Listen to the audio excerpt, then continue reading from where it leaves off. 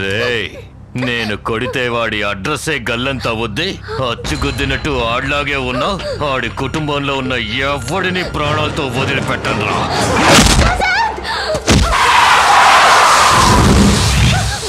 రేయ్ ఆడిని నరికి పోగులు పెట్టేయండిరా.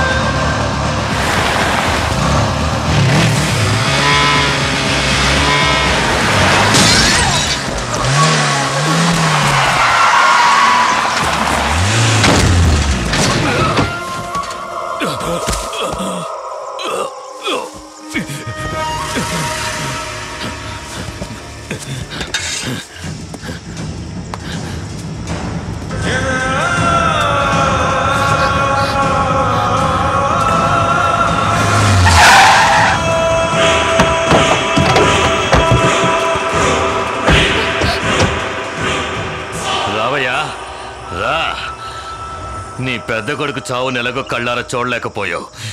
కనీసం నీ చిన్న కొడుకు చావైన దగ్గరుండి చూడు. రా. ఏయ్ నా కొడుకుని ఎన్నుపోటు పొడిసి సంపేశానని ఇర్రవీగుతున్నావా? ఏయ్ నువ్వు మీసమన్న మగాడివే అయితే ఈడితో తలపడి గెలవలా చూద్దాం. పట్టుకో. కత్తికో కండగా నరికి పోరైనా. నీకు నీ తండ్రికి ఇక్కడే సమాధి కడతాను. ఈడి శవాన్ని తీసుకుపోయి నీ అన్న పాదాల దగ్గర పొడసాలరా.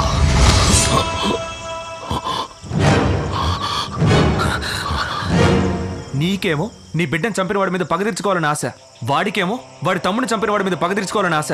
కానీ నాకు మా అన్నయ్య ఆశపడ్డ జీవితం నాకైనా దక్కాలని ఆశ. ఈ ప్రపంచంలో ఏ తండ్రి తన బిడ్డ హంతకుడు అవ్వాలని కోరుకోడయ్యా. కానీ నువ్వు నేను హంతకుండా అవ్వాలని కోరుకుంటున్నావు. నేనేమి చావుకు భయపడడం లేదు, కానీ ప్రతిదానికి ఒకరినొకరు నరుక్కోవడం జీవితం కాదయ్యా. నిజమైన జీవితం అంటే వేరు. అది మేము జీవించాలని ఆశపడుతున్నావు. ఇలా చూడు, నువ్వు మొండి పట్టుదలకపోయి అన్నయ్య జీవితాన్ని అన్యాయంగా నాశనం చేశావు. నీ కొడుకుల్నే సరిగ్గా పెంచలేని నువ్వు నీ మనవల్ని ఎలా సక్రమంగా పెంచగలవు? నువ్వు మారాలని నీ మనస్ఫూర్తిగా అనుకుంటే చాలు, మేమే నిన్ను వెతుక్కుంటూ వస్తాం.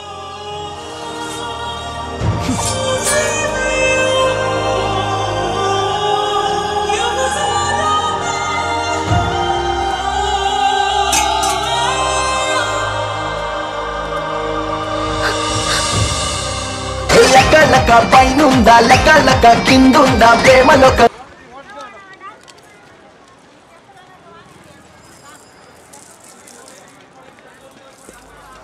Excuse me.